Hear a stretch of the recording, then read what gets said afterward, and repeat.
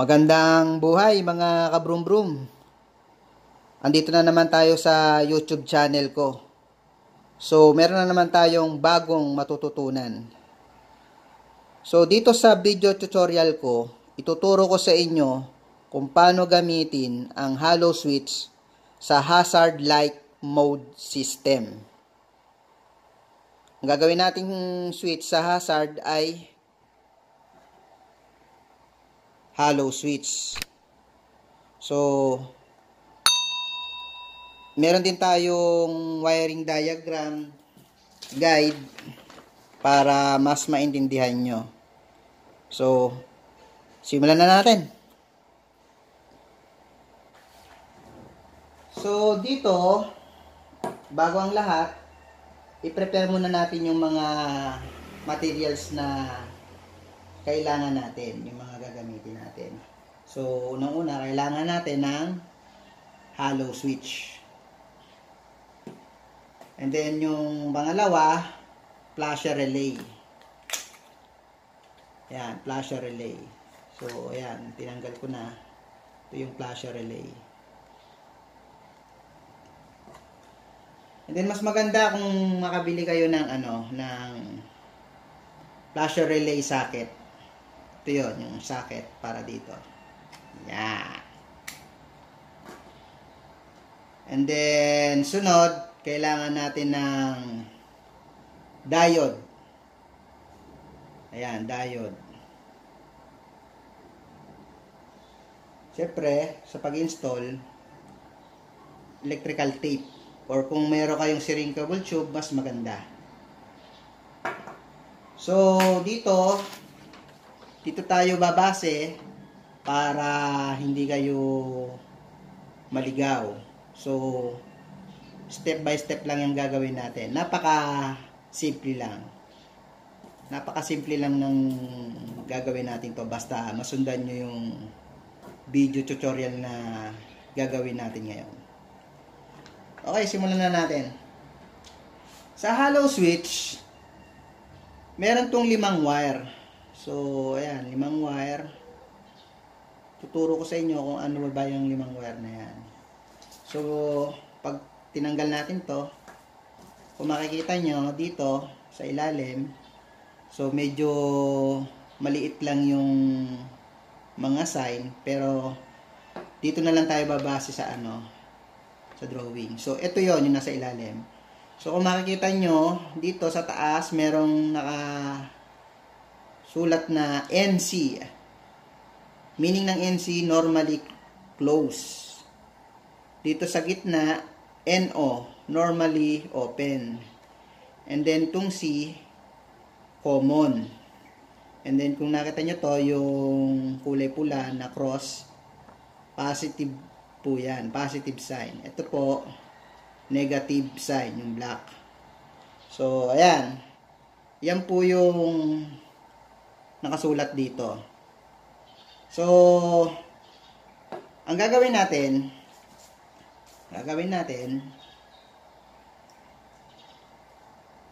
so may wire po yan. Ayan, ayan po yung wire. So, kung pag-aanohin natin yan. Ito po yung NC, normally closed, color blue po. Tandaan nyo po ha, color blue, NC. And then yung nasa gitna, ito, NO, normally open, color yellow. And then itong color green, common. Ito po yung negative sign, color black. And then positive sign, color red. Ito pong red saka black, yan po yung ilaw.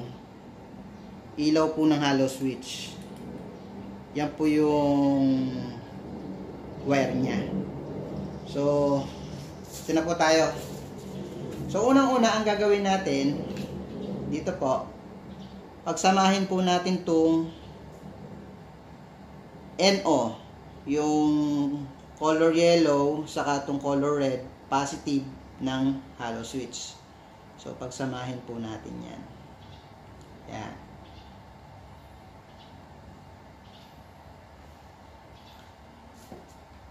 And then, ito po yung dalawang diode. So, sa diode, kung makikita nyo, meron po yan ditong color white na guhit sa dulo. Meron pong color white yan na guhit sa dulo, sa kabilang side. So, ang gagawin po natin, yung dalawang diode, pagsamahin po natin yung side na ito, yung side na walang guhit. Pagsamahin po natin.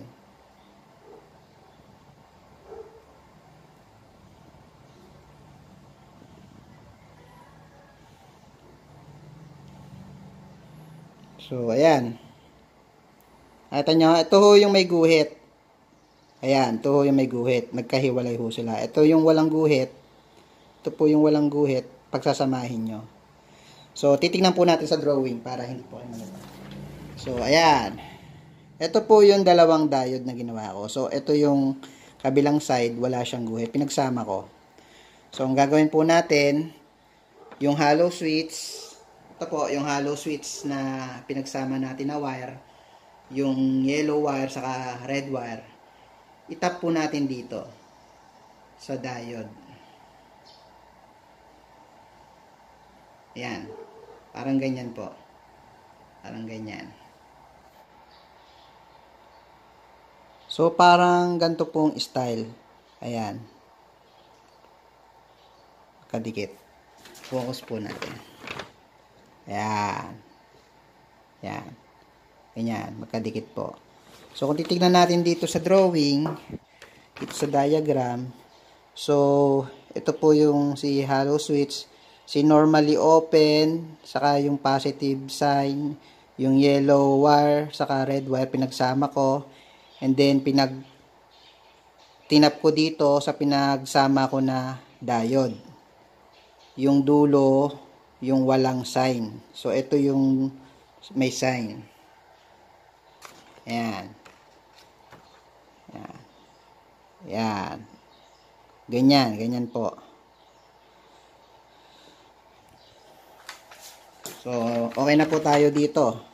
Ayan. Okay na po tayo dyan. So, susunod, ito naman pong flasher relay. Kunin po natin yung flasher relay. So, meron din tayong socket para sa flasher relay. Ganyan lang po natin. Yan. Mas maganda kasi merong socket and then may wire. So, kung makikita nyo, tanggalin muna natin. Kung makikita nyo, meron ditong nakasulat na letter L and then letter B. So, ginanyan ko lang kasi binaliktad ko lang. Pero kung titingnan natin dito sa drawing, ayan, ito po yung L, ito po yung B. So, nakaganyan po yon. So, tap natin to. Itong letter C, yung common ng hollow switch, itap natin sa letter L. Tap natin sa letter L. Yan.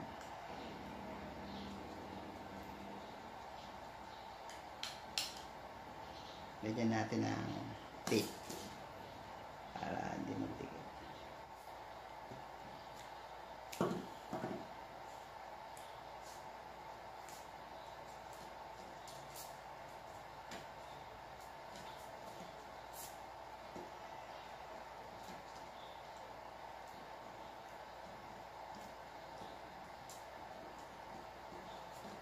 So, ayan, may tape na siya.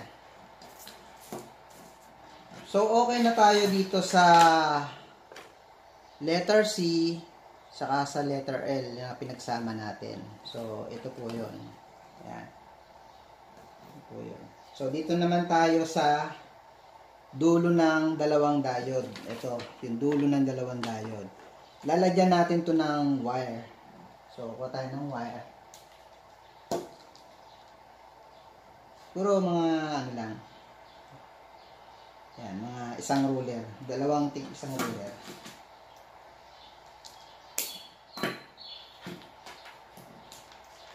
Yan. So, may pinutol ako na kasing haba ng ruler. Mga 12 inch. So, ang gawin natin,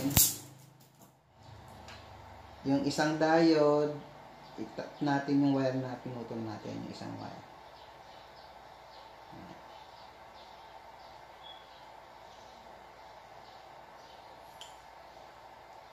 Lagyan natin ang tape.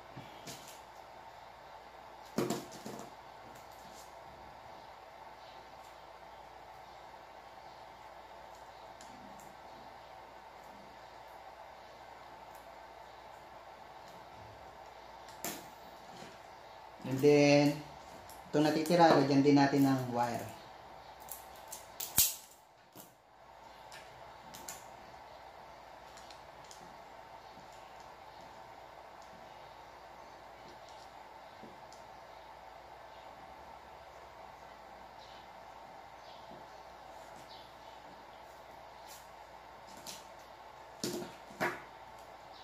Lagyan din natin ng tape.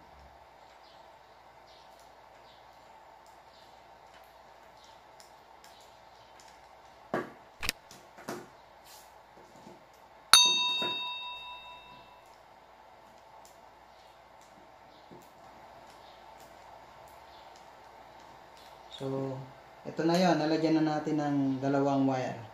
Yung parehas na dulo. Yung merong guhit sa dulo. Yung diode. So, ang gagawin natin, so, andito na tayo. Ito na yon, ito na yung wire na mahaba na inano natin. So, ito yung halimbawa, ito yung signal light ng motor nyo. Yan. So, dalawa yung signal light ng motor natin, di ba? So, left and right. So, sa left and right, meron niyang dalawang wire. Kung titignan nyo, pag hinugot nyo ganun yan, or ito, yung bulb socket, may dalawang wire yan. So, titignan nyo dyan kung saan dyan yung positive. Kung halimbawa, ito po yung positive niya. So, kung ang nalaman nyo na kung nasaan yung positive ng signal light sa left, so itap nyo tong isang wire to, kung sa isang diode na to, itap nyo. Yan.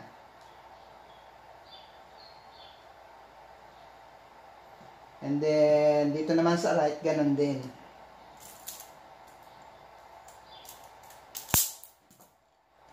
Yan. So, ito naman, sa right naman.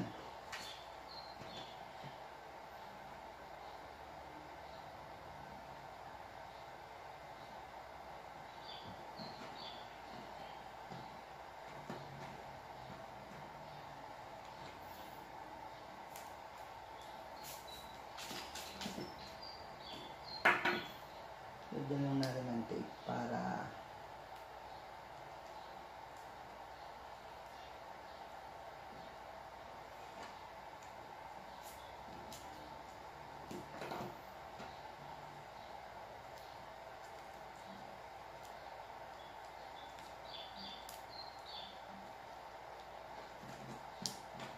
yan. So, okay na. Naitap nyo na yung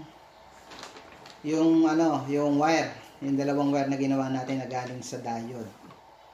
Yung may guhit, yung dulo, yan, pa ganyan. So, okay na tayo dito. Ito na lang natitira, itong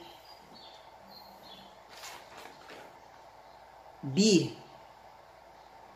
Yung B ng flasher relay. So, itatap po natin yan sa after ignition positive supply ng motor natin. Hindi po sa direct sa battery ha. After ignition power supply. Positive 12 volts. Doon po yan natin itatap. So, sample, ito po yun. Ito po yung 12 volts. And then, ang panghuli, ito po, yung color black na wire ng hollow switch, tap po natin yan sa negative or ground, body ground ng motor natin. So, halimbawa, ito po yun. So, okay na po, na-install na po natin yan. So, ito na po, na-install na natin. Ganun-ganun lang po yung kadali. So, ayan, si normally open, saka si positive wire ng hollow switch pagsasamahin, and then yung ginawa natin diode na dalawa, pagsamahin po natin yung dulo, pero yung sa side nito wala siyang guhit. Yun po yung pagsasamahin. And then pag okay na po, napagsama na po, naitap na. Dito naman po sa kabilang tig-isang dulo, gagawa po kayo ng wire, itatap nyo po dito sa positive ng left signal light. And then dito naman po sa kabila, para naman po sa right signal light. And then si common, itatap nyo po sa flasher relay, yung letter L, tap nyo. And then yung letter B ng flasher relay, itatap nyo sa after ignition positive supply ng motor. Hindi po sa direct sa battery. And then yung color black ng hollow switch sa negative connection or ground, body ground ng motor. So, ayan na po. Testingin po natin kung iilaw siya. Kung mag-hazard po siya. So, ito na po si note nga pala, yung normally close, yung color blue wire, hindi na po natin gagamitin yan. So, lagyan nyo lang ng electrical tape or tago nyo na lang.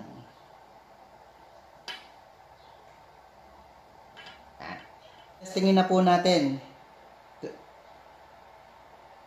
Ito po yung hollow switch. Ito po yung left signal light, right signal light.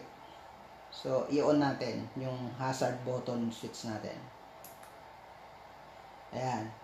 Ayan, kung nakita nyo, parehas nagbi-blink yung left saka right na signal light.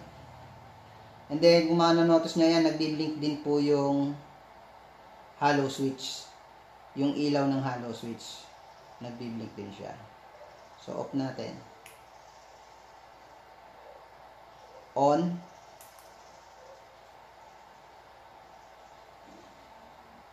So, ayan guys. Ganyan lang ka simple mag-install ng hazard light mode system. Ang gagamitin po ay hollow switch. So, ito po yung wiring diagram, drawing na ginawa ko. I-screenshot nyo na lang. And then, inonote ko na rin po yung mga materials na gagamitin nyo.